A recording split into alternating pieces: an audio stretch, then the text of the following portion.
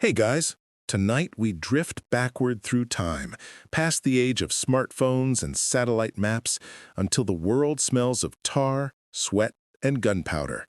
The air tastes like iron and rum. You're standing on a ship that rocks beneath you, a timber beast creaking under a heavy moon. Somewhere out there, a cannon coughs in the distance.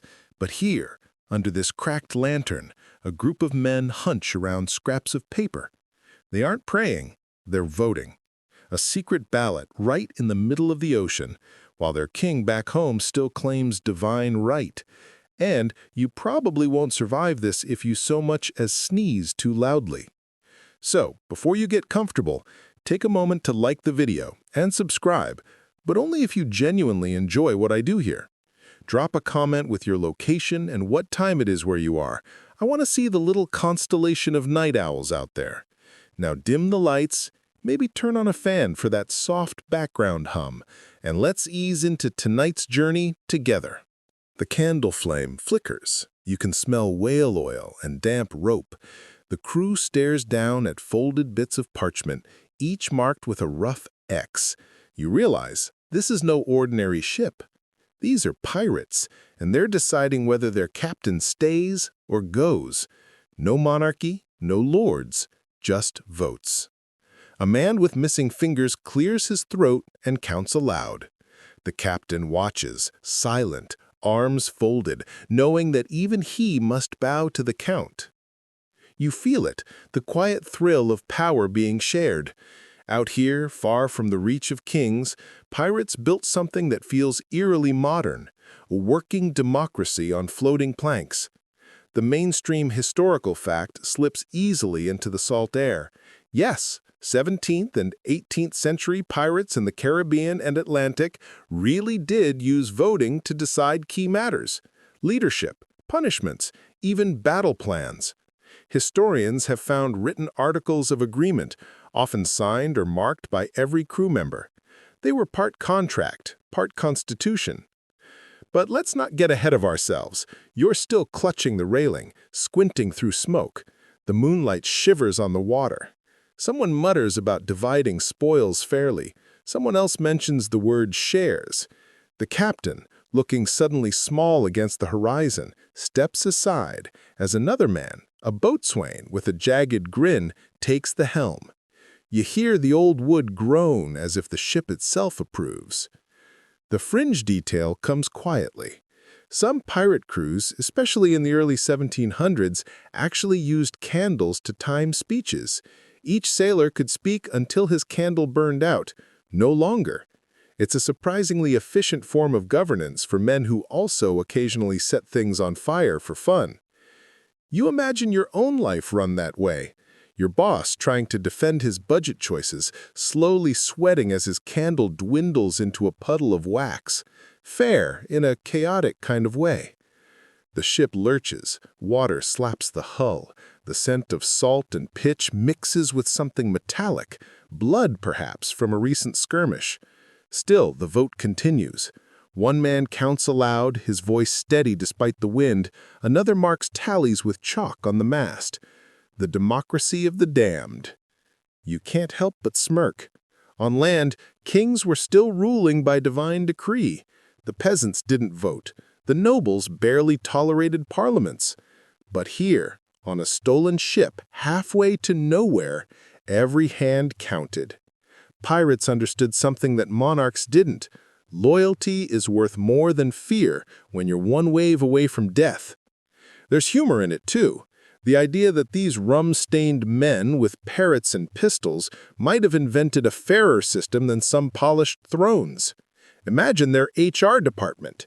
Congratulations, you've been elected captain. Please try not to die in the next storm. Lightning flashes over the horizon. The sails snap. Somewhere below deck, dice rattle. A man snores beside a barrel of salted beef. The candle finally dies, but the decision's been made. The crew has voted, and the ship sails on under a new name, a new leader. Historians still argue whether this seaborne democracy was born out of genuine equality or just practicality. After all, when everyone has a gun and nowhere to run, equality suddenly looks like survival strategy. But still, it worked. Ships that operated with shared decision-making often lasted longer and fought harder. Everyone had a stake in staying alive. You glance down at the ink-stained papers, feeling the ghosts of fingerprints. Somewhere deep inside, a realization starts to glow. Maybe freedom, real freedom, isn't granted by parchment or king. It's negotiated, sweaty and imperfect on the edge of a storm. The sails fill again. Someone laughs in the dark, a rough, belly-deep laugh that sounds like relief. They'll drink to the vote and to the man now steering. Tomorrow they might fight again, or raid, or die, but tonight they've agreed. You lean on the rail, listening to the whisper of waves against wood. The stars shimmer like scattered gold coins. A flying fish leaps and vanishes. You think of how strange it is that civilization, with all its rules and crowns, looks so small from here. And maybe that's the joke. Kings sat in velvet halls claiming they ruled by divine will, while men branded as criminals were quietly inventing workplace democracy on a drifting plank. You can almost hear some pirate HR rep saying, "We don't do divine right here, mate. We do majority vote." Below deck, someone starts a tune on a fiddle. The crew stomps their boots in rhythm, voices blending into a rough sea shanty about freedom, loot, and rum gone stale. You hum along, though you don't know the words. As dawn creeps up over the horizon, the world looks washed clean, pale gold light spilling across the sea. The captain, newly elected, steps out, nodding at you. His eyes are bloodshot but bright. He sailed where the wind says, but we choose how to follow it. And that, you think, is the essence of it. No royal decrees, no crowns, just choices, scraped together like splinters under fingernails, made by men who'd rather risk death than obey blind authority. The ocean stretches endlessly, a mirror to every hope and hunger. You feel the pull of the next story, the next truth waiting below deck. Those strange handwritten articles that turned outlaw crews into communities. The sea rolls on, vast and indifferent, but you can't shake the sound of those votes being counted in the dark. The next morning rolls in soft and sticky, sunlight melting across the deck like spilled honey. You blink against it, the ship groaning beneath your feet, ropes swaying lazily overhead. Around you, the crew moves with the sluggish grace of men who celebrated too late and slept too little. A barrel tips, a gull screams, and someone curses the rum for lying about being water last night. You shuffle toward the quarterdeck, drawn by the sound of parchment flapping. The new captain, barefoot, bearded, and sunburned, is reading aloud from a piece of weather-stained paper. It's not a treasure map. It's their law. Their Articles of Agreement, also known as the Pirate Code, though the name makes it sound far stiffer than it really was. The air smells like sweat and tar and the faint sweetness of rot. You edge closer, squinting to see the scrawled ink. The rules are blunt. Every man gets a vote, every man gets an equal share, no gambling below deck. No striking another crewman aboard ship. Lights out by 8 bells. There it is again, that echo of something startlingly modern, drifting up between the stains and smudges of a world that supposedly knew nothing of equality. You can almost hear the parchment whisper, fairness isn't a luxury, it's survival. A mainstream historical fact drops neatly into place. Many documented pirate articles really did resemble early democratic charters. Bartholomew Roberts' 1721 code, for instance, spelled out clear compensation for injuries. A lost limb earned 800 pieces of 8, and a new job on deck. That's 18th century workers' comp floating somewhere off the coast of West Africa. The crew crowds around, murmuring as they sign their marks. Some can't write, so they draw symbols, a dagger, a fish, a crooked line. One man kisses his mark for luck. Another, clearly hungover, pretends to understand the no gambling clause while quietly slipping dice into his pocket. And you? You can't help but grin. Who'd have guessed that men branded as villains were more bureaucratically organized than half of Europe? These weren't mindless marauders. They were accidental political philosophers with questionable hygiene. A gust tears through the sails, scattering the captain's hair. He doesn't flinch. "Articles stand," he says simply, tucking the parchment into a tin box. "We live by them or we sink by them." Below deck, the smell changes. Salt gives way to smoke and grease. The cook, missing one ear, hums a lullaby while stirring something grayish. He too has a copy of the articles nailed near his galley door, as if to remind everyone that even soup has rules. A fringe tidbit slips in with the smell of burned sugar.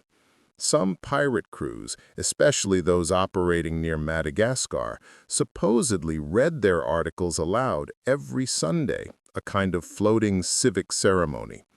One contemporary report even described a pirate parrot squawking, "All hands fair!" during a vote. Was it trained or just lucky timing? Historians can't say, but it feels true enough for a smile. The ship rolls gently, and you imagine the parchment aging in the damp air, edges curling like old bark. Each rule becomes a small spell against chaos. Because out here, the ocean doesn't care about your title, your lineage, or your shiny medals. It only respects cooperation. The captain claps a hand on your shoulder. "You don't last long without a code," he says. "It's what makes us, us." And maybe that's the key. On land, laws protect the powerful. At sea, laws protect the powerless from each other. You can see how such a system might appeal to men who've already been crushed by empires and plantations. Former sailors, escaped slaves, outlaws, all voting, all signing. You feel the ship thrum with an undercurrent of belonging. Someone jokes that the article should include a nap clause. Laughter ripples through the deck, low and tired. You notice how even humor feels communal here, like shared oxygen. Historians still argue whether these articles were born from high ideals or sheer necessity. Were pirates genuine social visionaries, or just desperate men trying not to stab each other before payday? Either way, the result is the same: order through consent. The sun climbs higher, the sea glitters with the kind of brightness that hurts to look at. You lean on the rail again, the parchment image burned into your mind. Maybe civilization doesn't start with marble halls or king's decrees. Maybe it starts with a bunch of exhausted sailors agreeing on bedtime. The captain bellows, "Votes for the next raid at dusk!" Cheers answer him, rough and eager. The crew disperses, but the rules stay in your thoughts.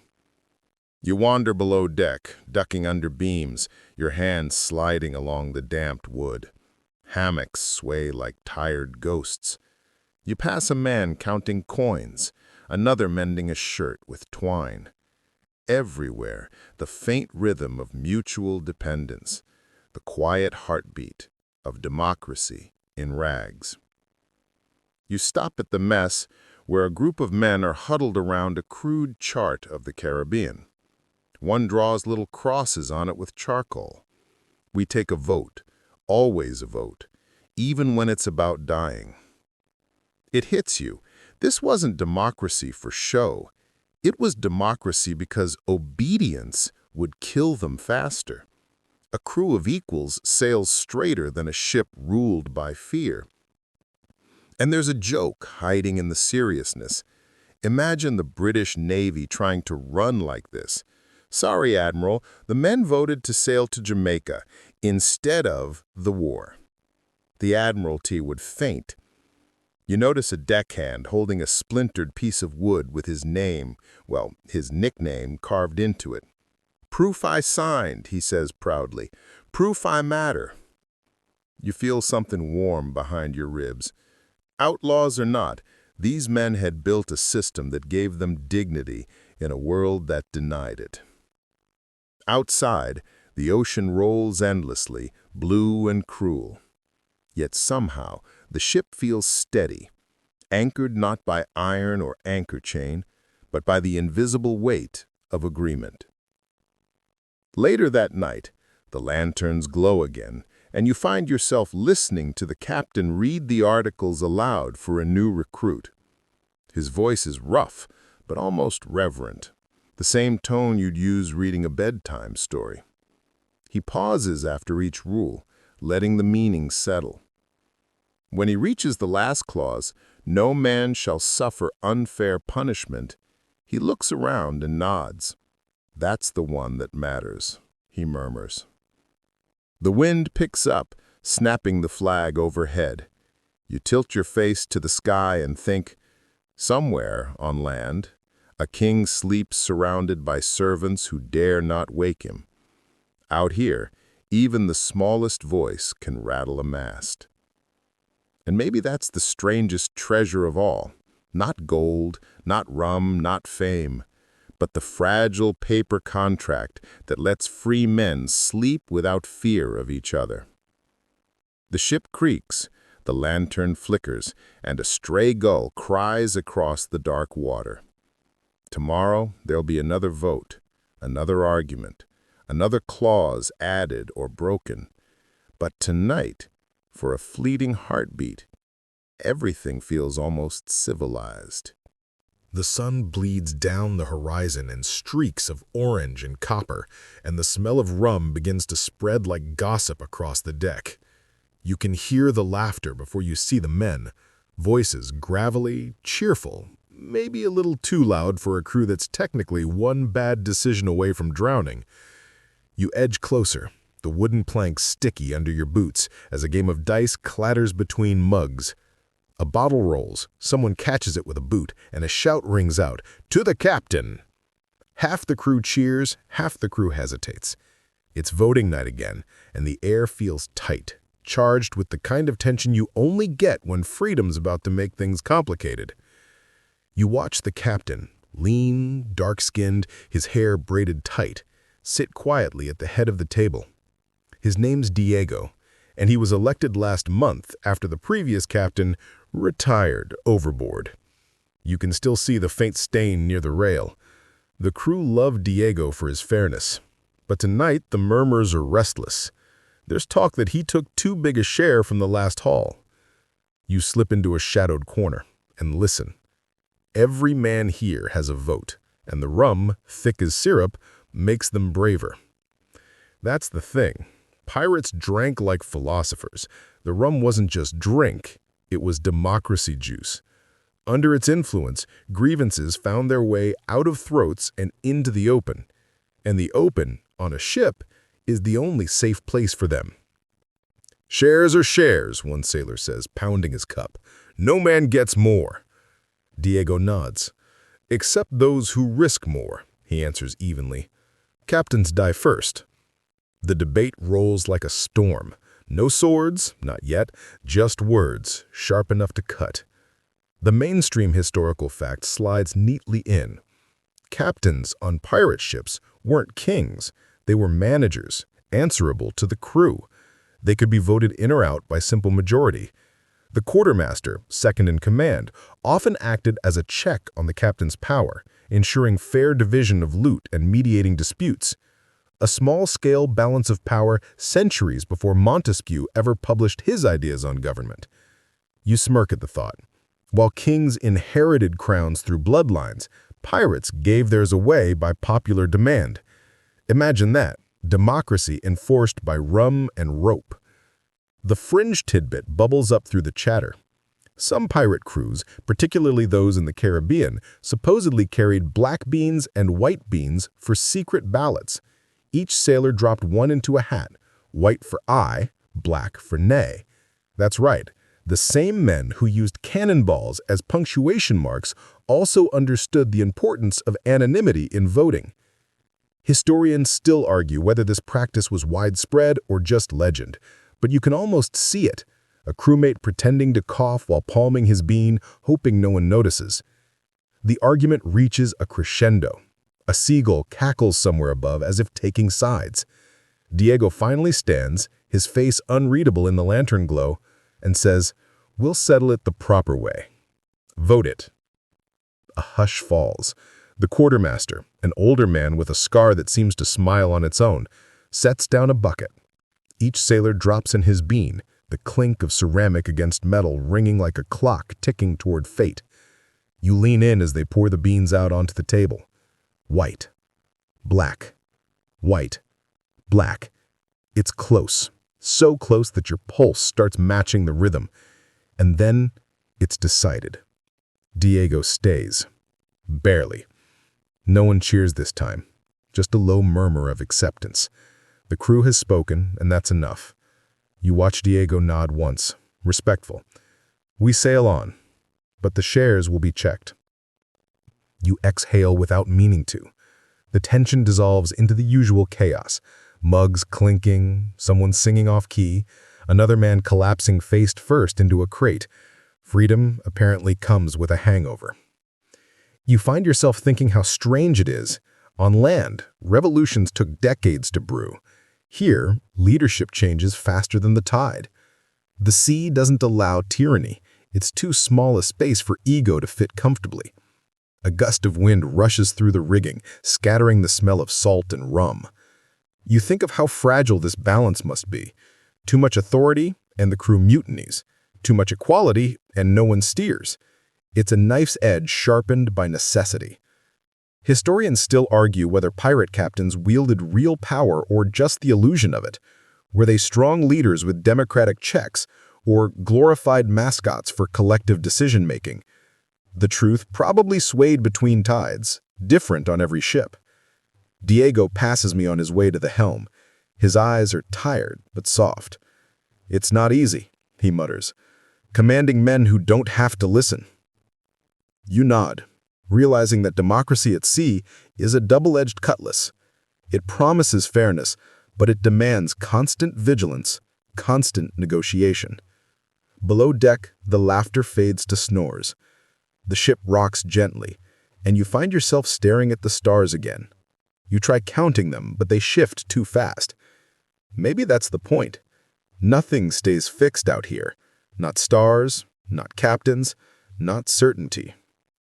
Someone near you mutters in his sleep, "Freedom's heavy." You don't disagree. You close your eyes and imagine what it must feel like to live in a world where your boss, your judge, your leader, all answer to you. A system built not on obedience, but on consent. A world where mutiny is just another word for accountability. It's almost funny, isn't it? Kings wore crowns to remind people they were chosen by God. Pirates wore scarves because no one was chosen. The ship hums under the night. The rudder groans. The ocean breathes. And you think, if fairness can exist here, on a deck slicked with salt and danger, maybe it can exist anywhere.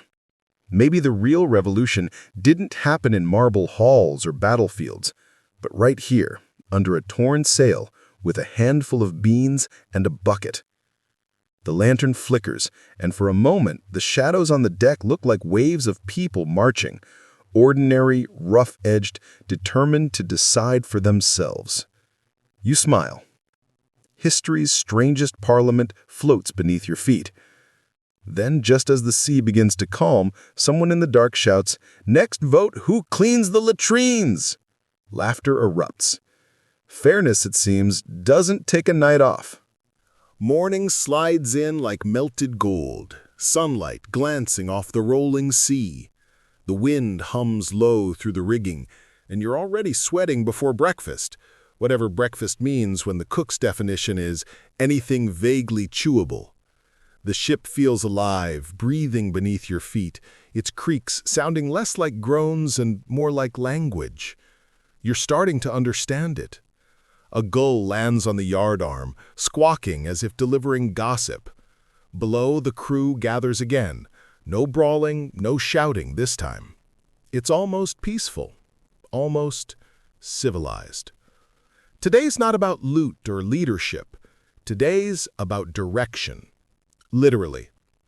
A tattered chart lies spread across a crate, weighed down with a cannonball. 3 possible courses are drawn in thick charcoal lines. North, towards Havana, risky, full of Spanish warships. West, towards the Yucatan coast, rumored treasure but heavy storms.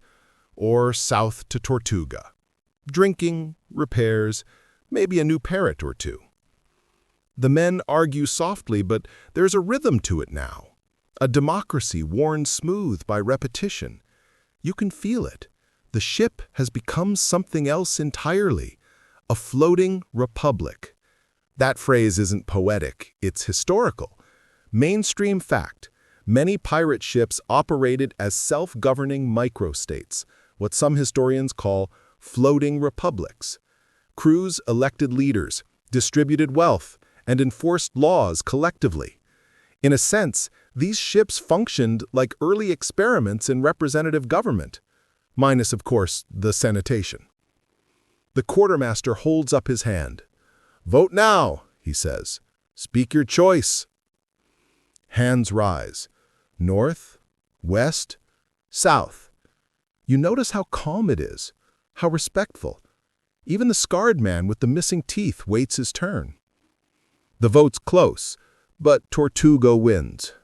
The decision made, the crew cheers, not wildly, but with quiet satisfaction. Everyone knows the outcome is fair because everyone helped shape it. You realize something. This ship isn't just on the sea, it is the sea. Fluid, shifting, never still, yet bound by invisible currents of consensus. As you lean against the rail, a thought bubbles up. Kings and empires relied on hierarchy to maintain order. Pirates relied on agreement. It's messy, fragile, and yet it works. A fringe tidbit floats into view like driftwood. Some historians believe that pirate ships may have inspired the Republic of Pirates in Nassau around 1715, a loose confederation of ships that treated the Bahamian island as their democratic base. There they established councils, shared resources, and, according to one dubious pamphlet, held weekly meetings where even the parrots were counted for attendance. Historians still argue whether Nassau was truly a functioning republic or just a chaotic drunk tank with better branding. But you can picture it, ships anchored like houses, flags snapping in the wind, men shouting about liberty while stealing barrels of rum. The captain joins you at the rail, eyes on the horizon. "You know," he says softly, "we're not thieves. We're voters with bad timing." You chuckle. "And cannons." He shrugs. "Every government's got those." Below deck, the sound of hammering begins, someone repairing a broken plank. The smell of pitch mixes with salt, creating that strange perfume unique to ships, something between freedom and decay. The ocean sparkles, pretending to be harmless, but you know better now. It's a mirror for the world above it. Endless, unpredictable, demanding cooperation if anyone wants to survive. The crew gets to work, sails adjusted, ropes coiled, compasses consulted. There's no shouting of orders. Everyone already knows what to do. The democracy isn't just about votes. It's muscle memory now. They trust each other. And there's the joke, of course. On land, you can't get 10 people to agree on pizza toppings. At sea, 20 men can coordinate a 200-ton vessel through a hurricane. Turns out democracy's easier when mutiny is always on the table. You wander among them as the day unfolds. The boats and whistles commands, but they sound more like suggestions. The navigator squints at the horizon, muttering about clouds. You help haul a rope and nearly fall over, earning a round of laughter. "You're learning," someone says. "Next time, use your legs, not your opinions." You grin, wiping sweat from your neck. For all its grime and risk, there's something undeniably human about this place. No rank to hide behind, no title to puff up. Everyone stinks the same. Everyone matters. By afternoon, the wind shifts and the sails fill like lungs. The ship tilts, slicing through the water with purpose. You can feel the shared will of the crew pulling it forward, a democratic propulsion system powered by trust and caffeine-free rage. You notice one man at the helm, steering with lazy confidence. He's not the captain, just the best helmsman. No one questions it. Meritocracy at sea, enforced by the threat of very literal drowning. Later, as the sun begins to set, the deck glows amber. A fiddler starts playing. Something sad but sweet, like homesickness with rhythm. You sit on a coil of rope and listen. Around you, the crew eats from wooden bowls, laughing between bites. Even the captain joins in, passing a flask down the line. The conversation drifts, like everything out here, toward philosophy. One sailor says, "The land makes men cruel. The sea makes them fair." Another replies, "The sea just kills slow enough for fairness to matter." They all nod. Nobody laughs this time. You think about it. The strange paradox of freedom. It only works when everyone agrees to its limits. Out here, those limits are drawn by the crew themselves, every man holding a piece of the ship's destiny between calloused fingers. Historians still argue whether pirate democracy was sustainable or doomed from birth. Without taxes or stable ports, could a floating society ever last? Maybe not, but maybe it didn't need to. Maybe its purpose was to prove it could exist at all. The night grows cool. The stars flicker awake one by one, as if curious about this little pocket of order defying the universe's chaos. You stretch out on the deck, listening to the creak of timbers and the soft hum of the waves. Somewhere nearby, someone snores. Someone else hums the tune from before. You think of the ship not as a weapon or a home, but as an idea, a self-governing dream held together by rope and faith. Tomorrow they might fight, or sink, or splinter apart, but tonight they are a republic, floating and fragile, born of courage and convenience. And as you close your eyes, the last thing you hear is the captain's quiet murmur, "We are our own nation. The crown can drown." You smile in the dark. The ocean rocks you like a cradle, and you realize you've never felt safer in such dangerous company.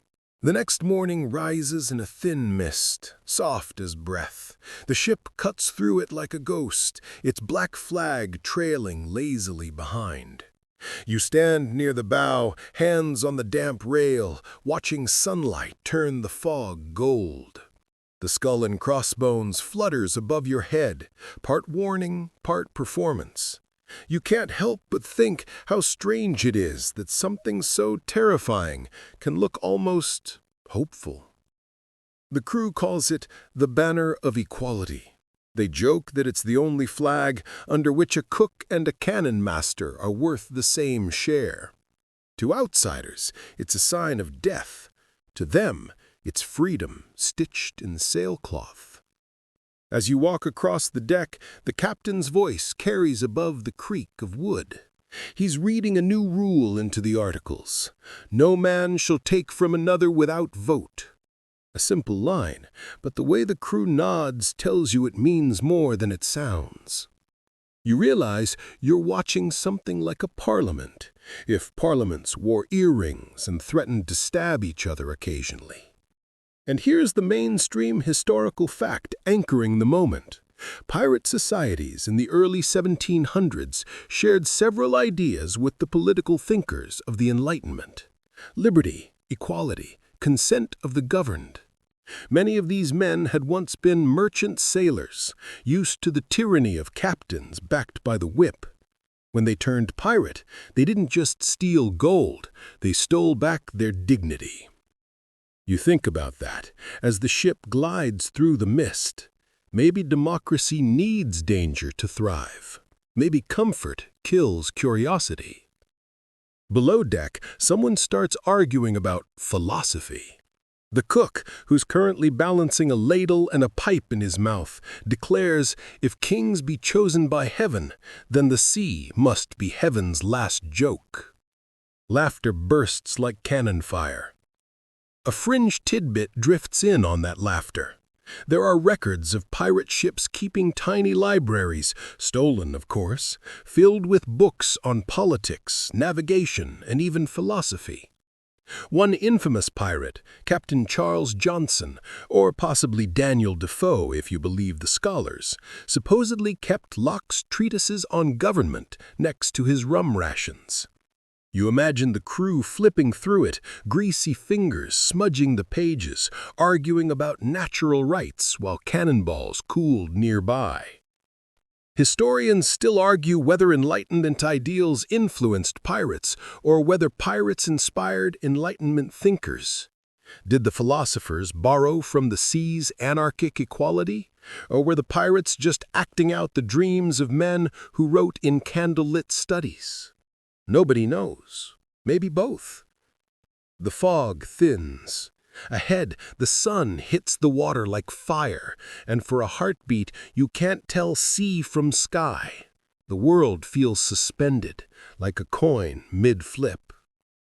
The captain joins you, his eyes scanning the horizon. "See that?" he says, nodding toward the endless shimmer. "That's freedom. Looks pretty, tastes like salt." You laugh, though it's half a cough. Salt's in everything now, the air, your clothes, your blood. You've started to understand why these men cling to this life despite the risk. They're not just escaping the gallows, they're escaping obedience. On land, you remember, a man could be born into servitude. Out here, he votes on his own fate, even if that fate ends with cannon smoke. The ship jolts as the wind picks up, snapping the flag taut. The skull grins brighter now. A gull screeches overhead, and someone yells from the crow's nest, "Sail on the port side!" Instantly, the deck comes alive. Boots thud, ropes tighten, orders fly, though really they're more like suggestions shouted in rhythm. You watch the crew move as one body. Every man knows his task because every man agreed to it. You peer through the spyglass, a merchant ship, fat with cargo, drifting lazily, unaware of the floating republic closing in. The captain lowers his glass. "Time to debate," he says dryly. You blink. "Debate?" He grins. "Democracy, remember?" Sure enough, the men gather again. Some argue for an attack. It's ripe pickings, they say. Others argue against. Too much risk, too many guns. No decision gets made until everyone's had their say.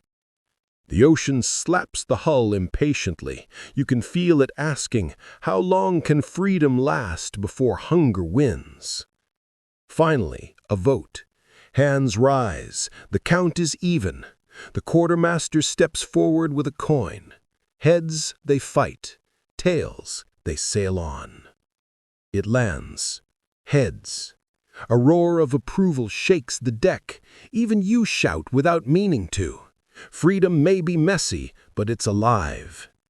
The crew scrambles to stations. The cannons roll into place. The smell of powder blooms in the air, sharp and thrilling. You realize something profound. These men are about to risk death, not because someone ordered them to, but because they chose to. And maybe that's the purest form of liberty, shared danger, chosen freely. You steady yourself as the first shot booms across the water, echoing into the mist. The enemy ship jerks, its sails flaring white. Another shot, then another. Through the smoke, you catch glimpses of chaos, men shouting, splinters flying, a flag tearing. But beneath the noise, there's structure, equality in action. The captain fires alongside the youngest deckhand. No ranks here, just purpose. And somewhere in the madness, you start laughing, not out of joy, but disbelief. These so-called savages have built a system that kings could never imagine. Fairness born from fire. The battle ends quickly. The merchant ship surrenders, its flag sagging like wilted pride. The crew cheers, but the captain raises his hand for silence. "Shares later," he says. "We'll count fair."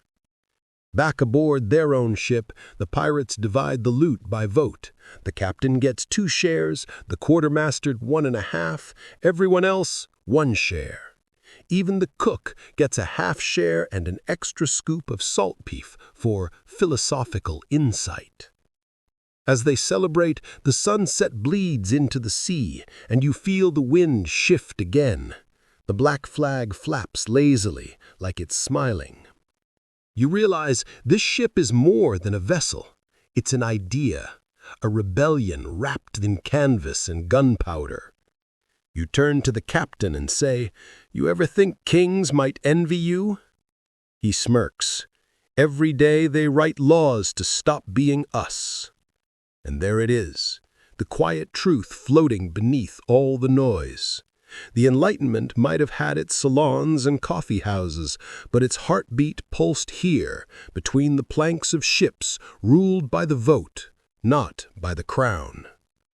As night falls, the stars return, glittering above the black flag. The crew hums a tune about freedom, low and rough. You close your eyes and let the sound roll over you. Maybe fairness doesn't always wear fine robes. Sometimes it smells like gunpowder and rum. You wake to the sound of gulls and the slow, rhythmic breathing of the sea, a lullaby turned inside out. The ship creaks like it's stretching after a long dream, and for a moment you forget where you are. Then you catch sight of the flag, still flapping proudly above, and it all comes back. The votes, the smoke, the laughter after chaos. Morning light slides through the cracks in the planks, striping the deck in gold. The quartermaster is already awake, crouched over a ledger. He's counting shares again, his lips moving silently. You can tell he's not cheating. No one would dare. Not because of fear, but because fairness has become a sort of religion here. As you step closer, he glances up. "Democracy's a hungry beast," he mutters. "Needs constant feeding." You ask what he means. "Justice," he says, tapping the ledger. "It spoils faster than fish." You let that sink in as you climb back up to the deck. Around you, men are cleaning, patching sails, polishing pistols. It looks like order born from chaos, a floating contradiction. You hear someone joke that they're the tidiest band of criminals this side of Atlantis. You can't help but grin. But something's different today. The sea feels watchful. There's a strange stillness to the air, as though the ocean itself is waiting for a decision. The captain appears, pipe in hand, eyes shadowed from lack of sleep. He calls everyone together. "We've got word that a Navy ship's been sighted 2 days east, a king's ship." The silence that follows is thick enough to chew. Everyone knows what that means. A man of war doesn't negotiate, it erases. The captain paces, boots thudding on wood. He says we can flee north and vanish, or we can fight. But if we fight, we do it the way we always have, by vote. And there it is again. That strange pulse of fairness in a place built for crime. This time, the debate lasts longer. Some men argue for hiding. They've got enough loot, enough glory. Others argue for standing their ground. "Let the king see how free men burn," someone yells, earning a few cheers, and one sarcastic, "Aye, after breakfast, maybe." You find yourself listening more than speaking, watching. You realize these debates are more than tactics, they're rituals, proof that every voice matters, even the unsure ones. Here's a historical anchor. Many pirate crews practiced what was called mutual consent governance. Every man signed the articles and could challenge leadership through a vote. Captains could even be deposed mid-voyage. It wasn't chaos, it was an early experiment in accountability. The same spirit that centuries later would inspire constitutional reform on land. A fringe tidbit floats up like driftwood. Some ships, particularly those in the Caribbean, had secret signs for dissent, folding a red bandana over a mug or scratching a cross into the mast when a vote was needed. Silent signals for democracy, hidden in plain sight. Historians still argue whether these practices were born from idealism or necessity. Were pirates visionaries or just desperate men forced into fairness because tyranny made them inefficient? Either way, you think, the result looks awfully progressive for a bunch of rum-stained rogues. The vote is close again. The quartermaster counts hands with care. When the final tally lands, fight. The crew cheers, half with pride, half with fear. You see it in their eyes. They've chosen danger, but at least it's their danger. Preparations begin. Cannonballs clank like heartbeats. Gunpowder dusts the air, sharp and bitter. The sky darkens slowly, as though the clouds themselves are holding their breath. The captain turns to you. "You ever see a king bleed?" he asks. You shake your head. "Then watch close. We're about to make history, or a fine red mess." You laugh, though it's nervous, and the captain grins. "That's the trick," he says. "Laugh first. It confuses fear." By midday, the sea around you has gone glass still. The enemy ship appears as a dark line on the horizon, growing steadily larger, its sails white as arrogance. You can almost hear the drums beating aboard it. Your crew stands silent. No prayers, no speeches, just focus. Then, the first cannon fires, a deep, belly-shaking roar. The ball splashes wide, sending a geyser of foam into the air. The next finds its mark. The shock rattles the deck under your feet. Wood splinters. Someone shouts. You move automatically, passing powder, steadying ropes, ducking when the air screams. Around you, men work like parts of a machine, each movement precise. You realize the democracy doesn't stop when the fighting starts, it enables it. Everyone knows the plan because everyone agreed to it. No confusion, no hesitation. The ships draw closer. Muskets crack. The smell of burnt salt and sulfur fills your lungs. For a second, you think you taste copper, then realize it's just your own fear biting your tongue. The enemy ship's flag flutters above, a royal crest, gold and proud. You think of kings in velvet rooms writing laws that will never touch their own throats. And you think of how these men beside you earned every scrap of freedom through sweat, risk, and shared decision. A cannonball tears through the railing near you, showering splinters. You duck, curse softly, then laugh because the cook next to you shouts, "That one missed on purpose. Even cannonballs respect democracy." The absurdity lightens the fear. For a heartbeat, the chaos feels almost holy. The quartermaster takes a hit to the arm, but keeps fighting. The captain bellows for the gunners to aim low, to cripple, not kill. He says even kings deserve a lesson, not a funeral. Hours, or minutes, time loses meaning, pass before the enemy ship begins to turn away, smoke pouring from its sides. The crew erupts into cheers, some collapsing, others laughing through tears. The sea claims the silence after, heavy and sweet. You watch the royal ship drift into the distance, scarred but alive. You can't tell who really won, but you feel it. The vote, the will, the unity. When evening falls, the crew gathers again. This time, the captain doesn't speak. The quartermaster, arm bandaged, raises his mug. To fairness, he says, even when it's foolish. They drink, laugh, and sing.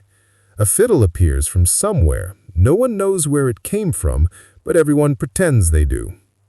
The tune rises into the star-salted night. And as you listen, swaying gently with the ship, you realize the truth. Equality isn't about peace. It's about choice. It's about looking danger in the eye and saying yes, but only if we all agree. The waves rock the ship softly now, as if the ocean itself approves.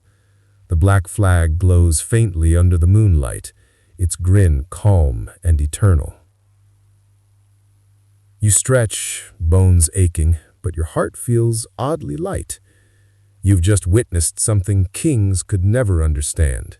Freedom forged in agreement, tested in fire. The captain joins you again at the rail, quiet this time. Tomorrow we bury the dead, mend the sails, and vote where to sail next. You nod. Always vote? Always, he says. Otherwise, we'd just be another kingdom.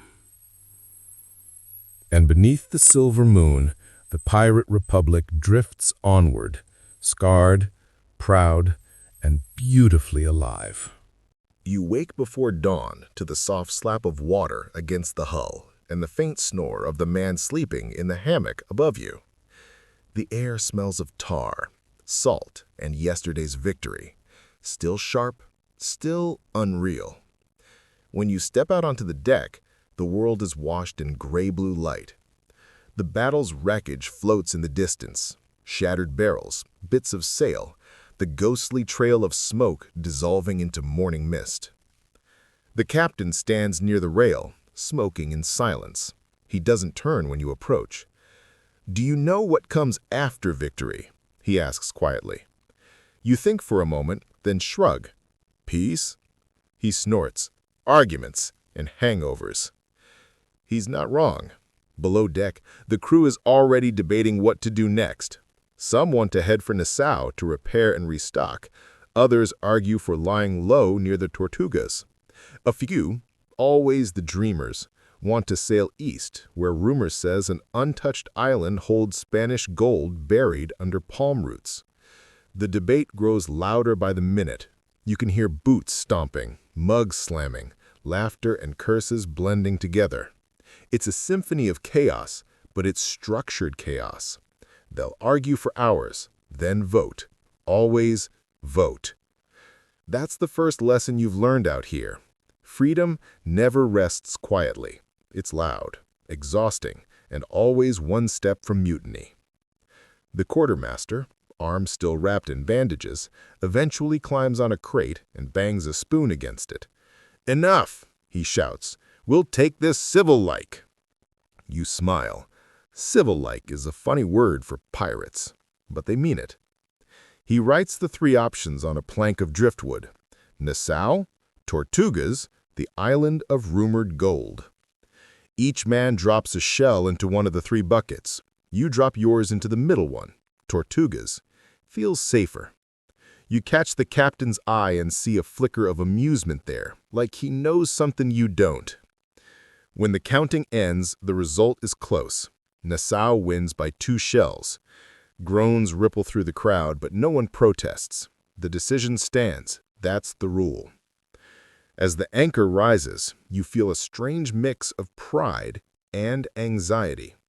You've begun to care, not just about survival, but about process. The ship turns toward the north wind and the sails swell like lungs. Here's a solid historical fact to anchor you in all this drift. Nassau truly was a pirate stronghold in the early 1700s. Known as the Republic of Pirates, it briefly functioned as a self-governing colony ruled by councils instead of kings. Even Benjamin Hornigold and Edward Teach, yes, Blackbeard himself, participated in these rough assemblies before the British Crown reasserted control in 1718. For a brief, shining moment, democracy floated on turquoise waters. The French tidbit. Archaeologists on New Providence Island once found fragments of a carved wooden plaque reading, "By vote we live free." No one knows who made it. Some claim it was nailed above the entrance to a tavern where pirate councils met.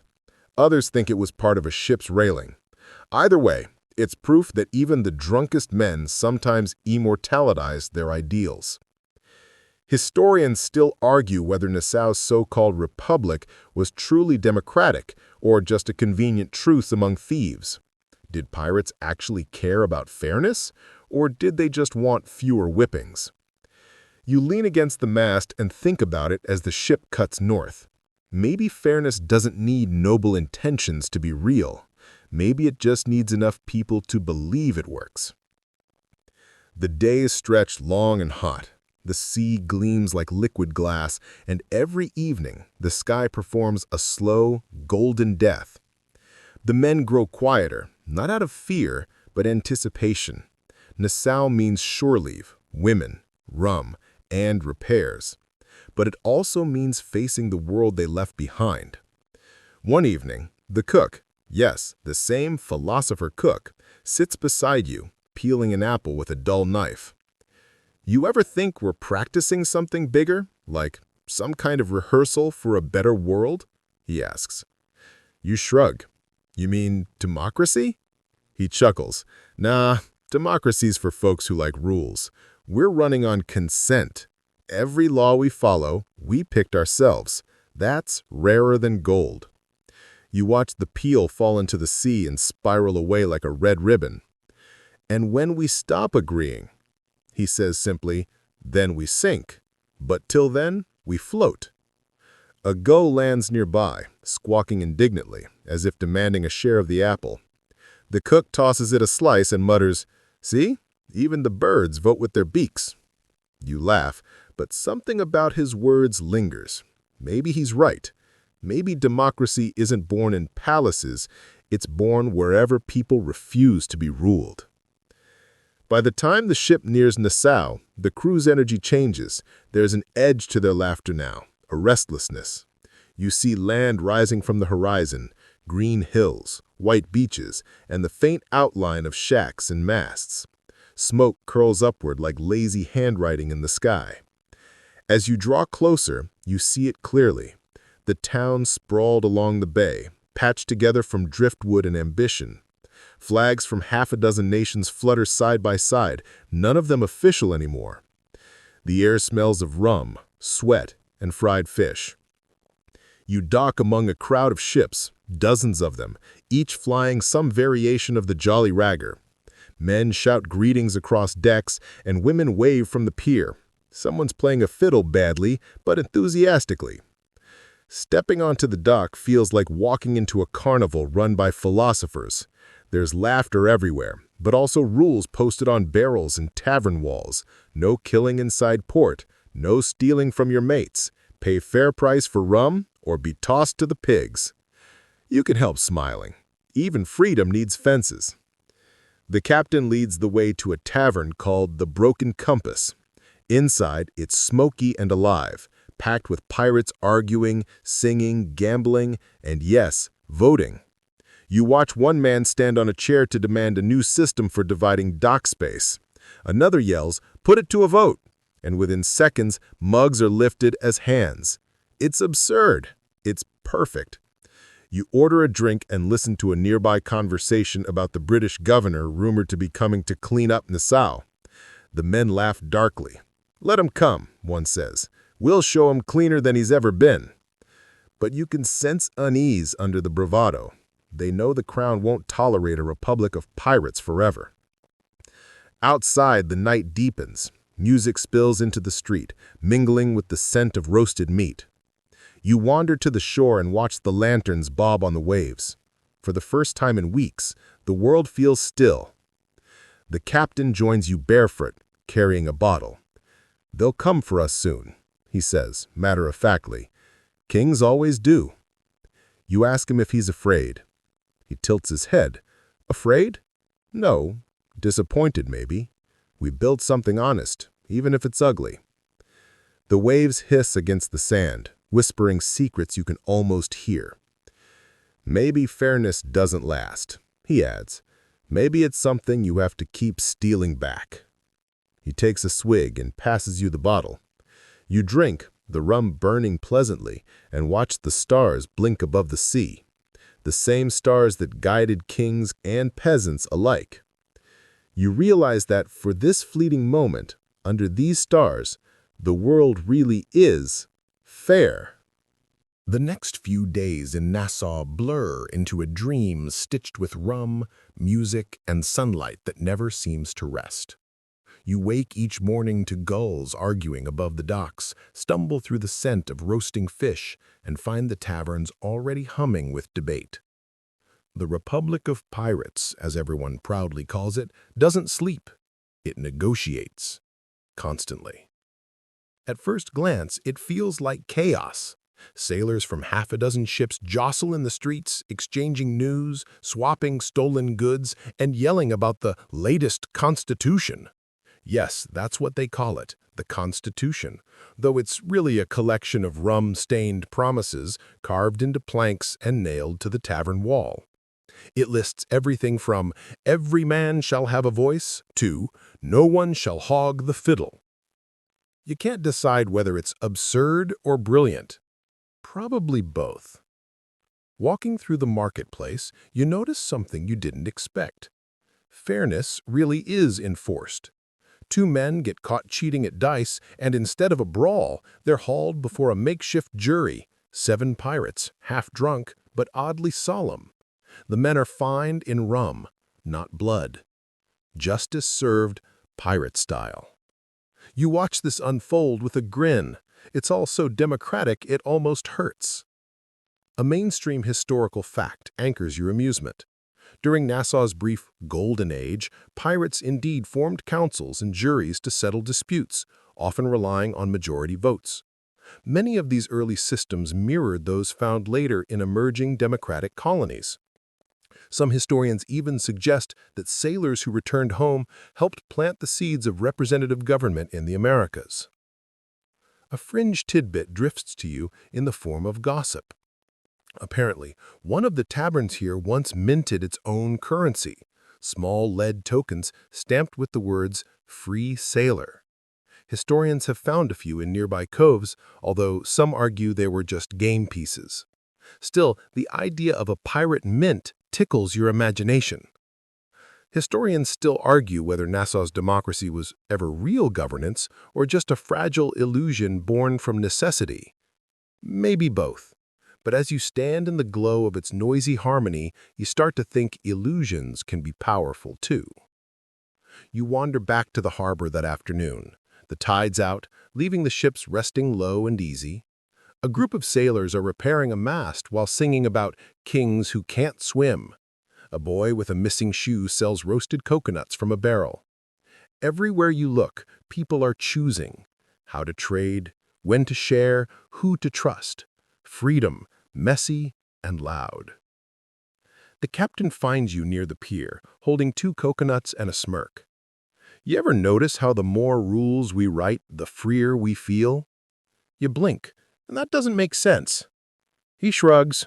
Neither does the tide, but it keeps coming back. He gestures toward a wooden platform at the far end of the dock. There, a meeting is forming. A council of captains, someone whispers. Apparently, they gather every full moon to settle disputes between ships. You follow them through the crowd, curious. The meeting is surprisingly orderly. Captains stand in a circle, each holding a small knife, the symbol of their right to speak. The rule is simple. Only the man holding the knife may talk. Everyone else listens. When he's done, he passes it along. You watch them discuss everything from trade routes to discipline codes, their words thoughtful, sometimes funny, often sharp. When one captain complains that another stole his powder kegs, the accused man raises his hands. Not stole, borrowed without asking. Laughter ripples through the crowd, and even the offended captain grins. Finally, a decision is reached, repayment in kind. No violence, no duel, just justice by consent. You find yourself clapping without realizing it. Later that night, the taverns overflow again. The council's rulings are celebrated with predictable excess. You join the captain near a table near the wall, where he's drawing a rough map in spilled rum. He leans back, eyes half closed. We could stay, live here, trade fair, drink honest, never bow again. It sounds tempting, and for a moment you imagine it, a life without masters, where every decision is shared, every voice heard. But something in his tone tells you he doesn't believe it will last. You ask him why. He leans back, eyes half closed. Because kings can't stand competition. Fairness terrifies them. It spreads faster than plague. You chuckle. And when they come? He smiles faintly. Then we vote again. Maybe we run, maybe we fight, but we'll choose. Outside, thunder mutters low on the horizon, a warning from the sea. You head out into the humid air, the sound of rain starting to patter against the roofs. Lightning flashes over the water, illuminating dozens of ships at anchor, the Republic's fleet, resting but fragile. You can't shake the feeling that history is circling like a shark. You find the cook standing near the waterline, letting rain soak his hair. Storm's comin', he says quietly, and not the kind with wind. You ask what he means, but he just smiles sadly. Heard the Crown's sending a governor, name's Woodes Rogers. Man's got more patience than the plague. You've heard of him, a real historical figure, a privateer turned reformer. The British government sent him to Nassau in 1718 with orders to pardon pirates who surrendered and hang those who didn't. His motto was chillingly tidy: expel the pirates, restore the king's peace. So this is how freedom ends, not with a sword, but with paperwork. Rain begins to pour harder. Around you, the revelers keep laughing, singing louder to drown out the thunder. But you notice the captain watching the storm, eyes distant.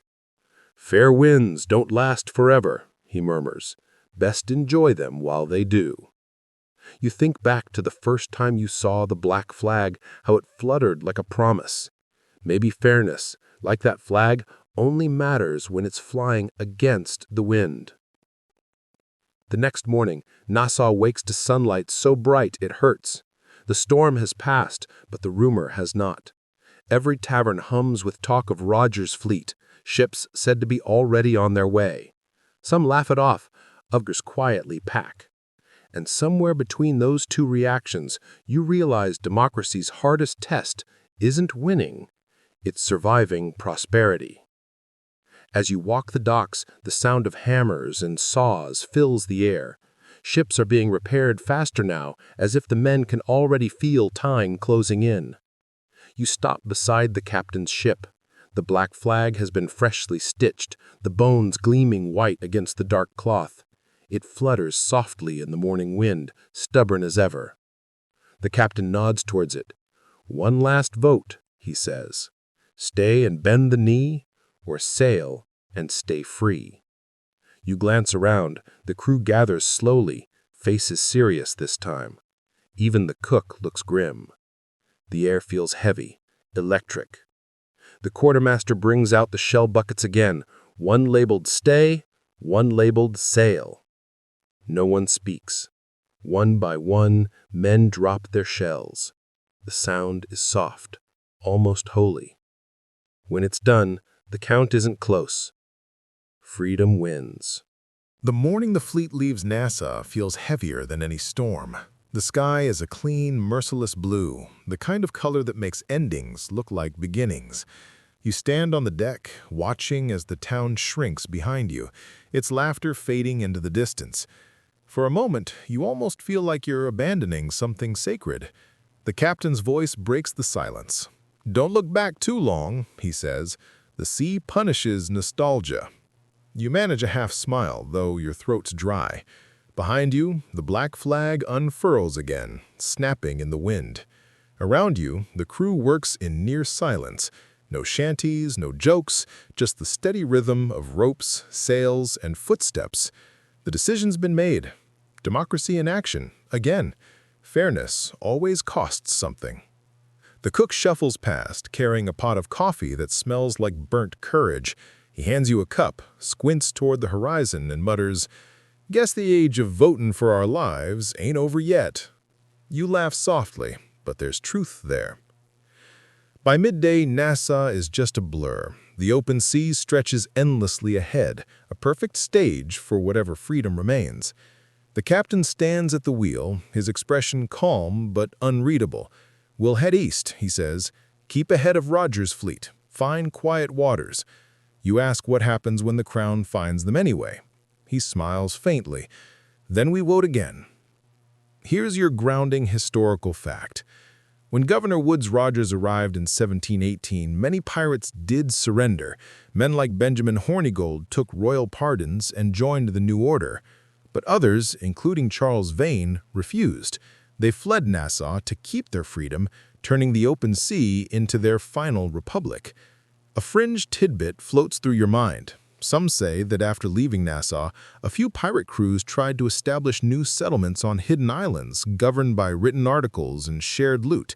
None lasted long, but fragments of their rules were later found carved into coral or washed ashore in bottles.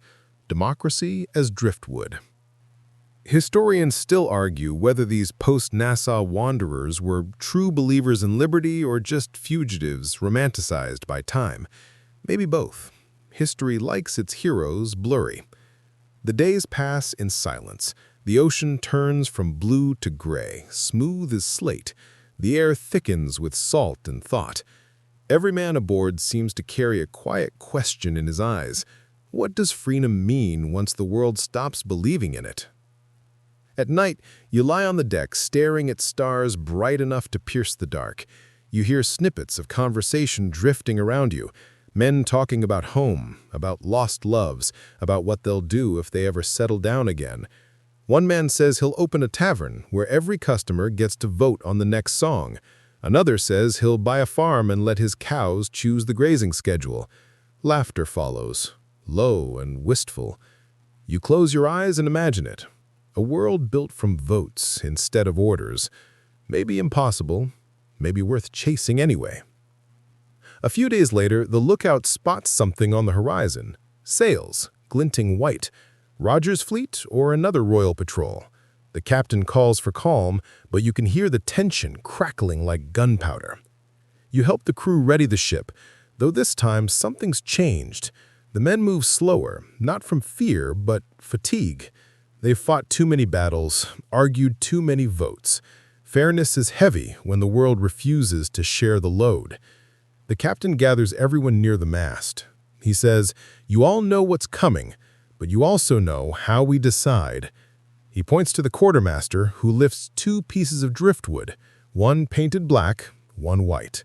Black for fight, white for flight. Each man steps forward, choosing silently.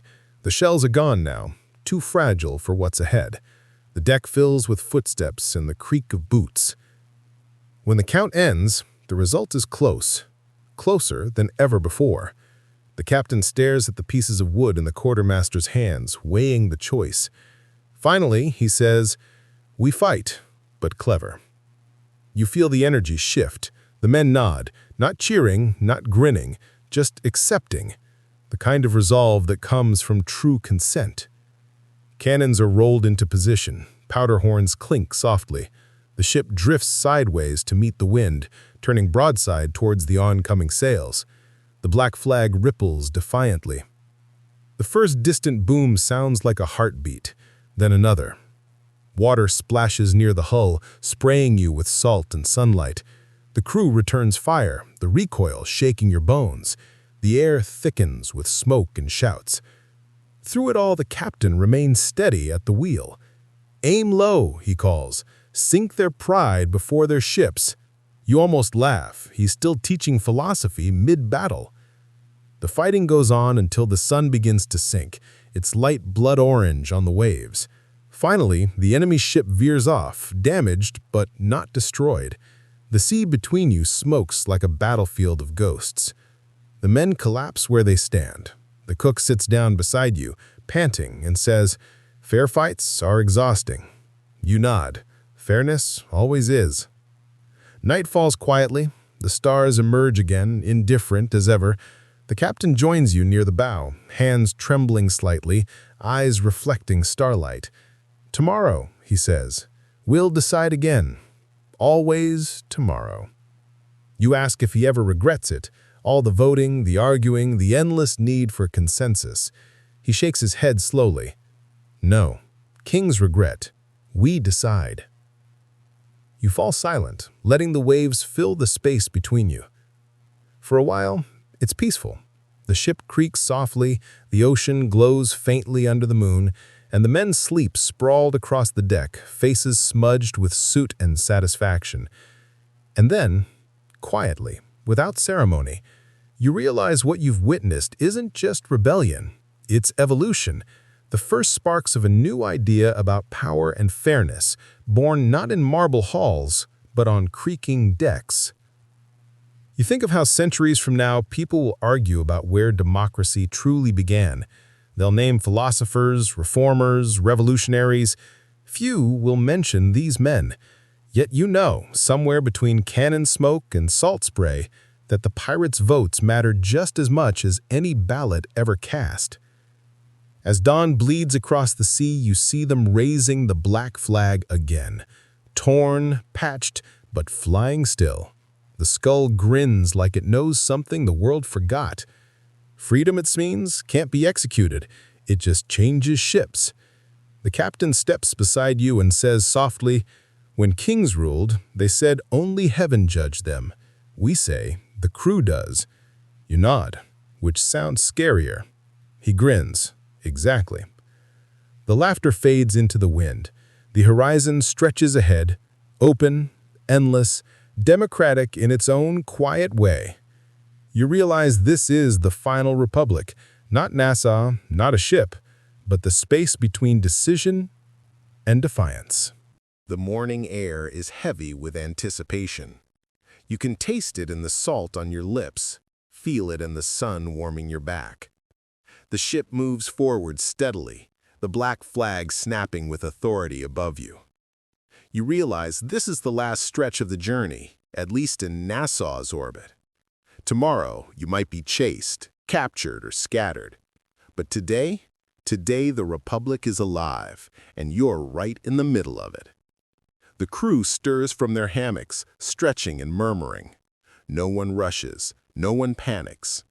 Their calm is earned, built from countless votes, battles, and decisions. Even in moments of rest, the ship remains a democracy. Every step, every gesture, a product of consent. The captain appears at the bow, pipe in hand, silhouetted, outlined by the rising sun. "Ready for the day?" he asks, voice low but steady.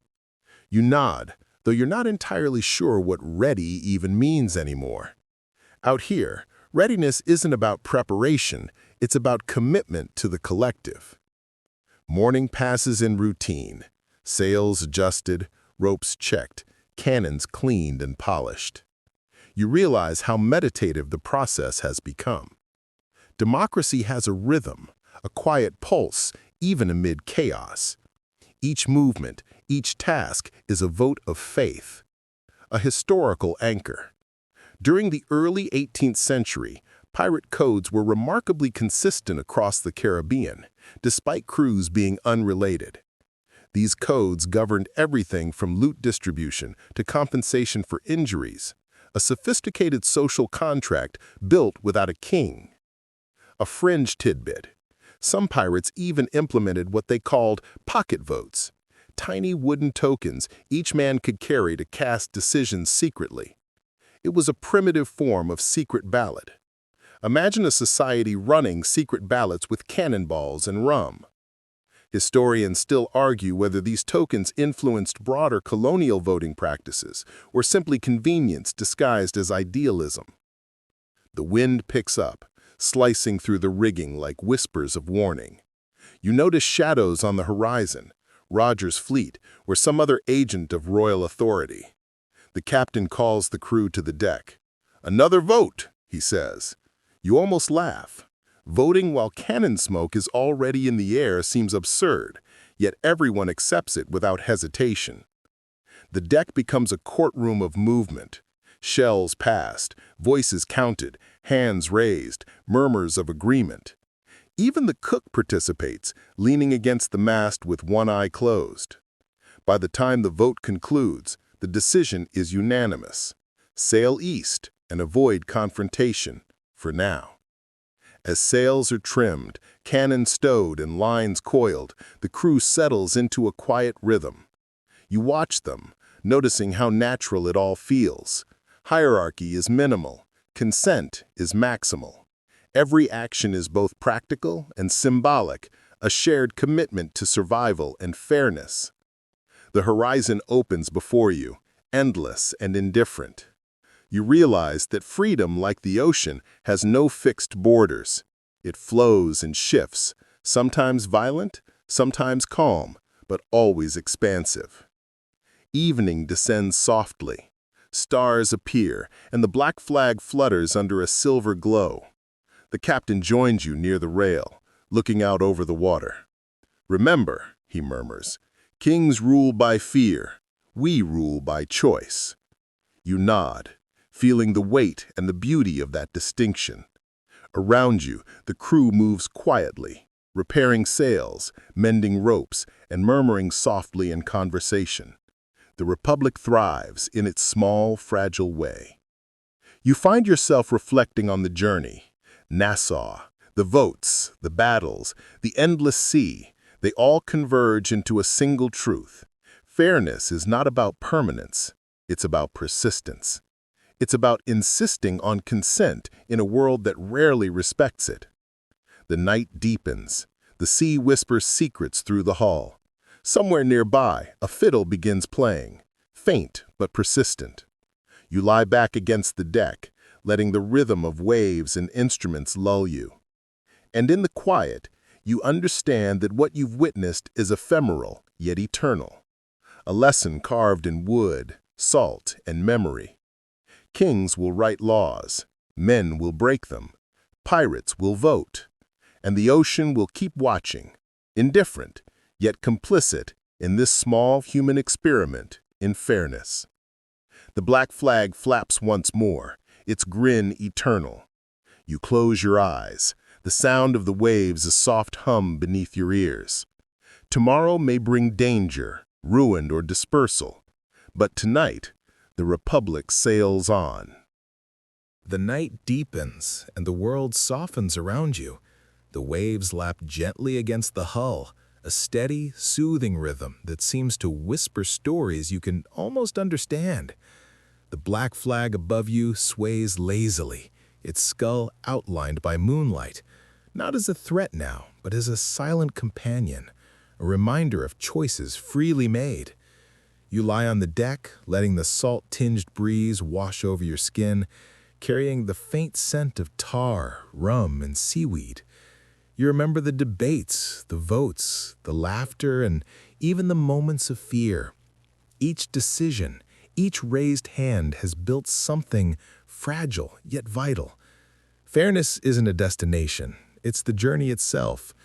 The crew's voices fade into the night, a gentle chorus punctuated by the occasional splash of water or creak of wood. Even the cook hums softly, a lullaby disguised as nonsense. You smile, realizing that chaos can coexist with order, and freedom can be messy yet beautiful. Above you, stars shimmer, indifferent to human struggle, yet their light seems softer here, over a ship guided by consent rather than tyranny. You think of kings who never had to face a vote, of governments built on fear, and you feel the quiet triumph of this floating republic. The wind carries away all anxiety, leaving a calm understanding. Liberty doesn't have to be perfect to be profound. It only has to be chosen. As your eyes grow heavy, the rhythm of the ocean becomes your heartbeat. Tomorrow may bring new challenges, new decisions, perhaps even danger. But for now, the world is gentle, the ship steady, and the black flag a quiet testament to what humans can create when they govern themselves. You drift toward sleep. The seas hum a soft, eternal promise. Freedom persists not in law or crown, but in the hearts and hands of those